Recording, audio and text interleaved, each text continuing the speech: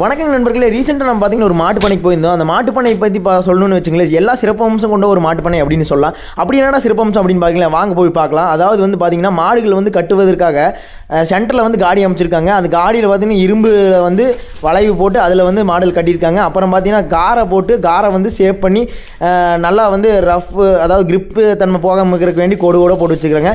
அது மட்டும் இல்லாமல் பார்த்தீங்கன்னா சாணா சிறுநீரில் கழிச்சா வச்சுங்களேன், வடிஞ்சு ஓரமாக போகிற மாதிரி பண்ணியிருக்காங்க. அப்புறம் பார்த்தீங்கன்னா இந்த கண்டுகள் இருக்குது பார்த்தீங்களா, அதாவது கெடேரி கண்டுகள்லாம் பார்த்தீங்கன்னா கட்டுறதுக்கு தனியாக ஒரு இடம். அப்போ அது மட்டும் இல்லாமல் பார்த்தீங்கன்னா இந்த பால் குடிக்கிற கண்டுகளுக்கு தனியாக ஒரு செட்டப் பண்ணியிருக்காங்க. அப்புறம் பால் கறக்கிற மிஷின் வேறு தனியாக வச்சிருக்காங்க. அடுத்தபடியாக பார்த்தீங்கன்னா பண்ணைக்கு முக்கியமே பார்த்தீங்கன்னா தீவனம் தான். தீவனம் பார்த்தீங்கன்னா உலர் தீவனம் வந்து வைக்கோல் பண்டிலாக வாங்கி வச்சிருக்காங்க பக்கத்தாலேயே. அதுக்கப்புறம் பசுந்தீவனம் வந்து பக்கத்தாலேயே அறுத்து போடுற மாதிரி ஃபென்ஸ் போட்டு சூப்பராக பண்ணி வச்சிருக்காங்க. இந்த பண்ணையோட செட்டப் அப்படின்னு பார்த்தீங்கன்னா இந்த பக்கம் ஃபுல்லாக கறவை மாடுங்க, அந்த பக்கம் செனை மாடுங்க, இந்த பக்கம் 10 அடி அந்த பக்கம் 10 அடியாக வச்சு விளாசமாக இருப்பாங்க. அப்புறம் தண்ணிக்கு வந்து பிரச்சனை இல்லை, மோட்டர் போட்டுக்கிறாங்க. இந்த ஃபுல் வீடியோ பார்த்தீங்கன்னா கமெண்ட்டில் கொடுத்துட்றேன் பாருங்கள்.